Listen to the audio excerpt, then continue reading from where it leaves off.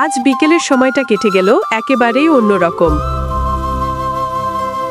গ্রামের মাঠের পথে গরু আনতে গিয়েছিলাম, কিন্তু সামনে যা পেলাম তাতে মনটা আটকে গেল। মাঠ জুড়ে ফাঁকা জমি, যতদূর চোখ যায় কেবল শান্তির সবুজ আর খোলা হাওয়া। মনে হলো পৃথিবী যেন একটু থেমে গেছে আমার জন্য। পথের মাঝে থেমে গেলাম কিছুক্ষণ। হাওয়ার ছোঁয়া, পাখির ডাক আর সেই বিশাল নীরবতার মধ্যে এক ধরনের শান্তি খুঁজে পেলাম।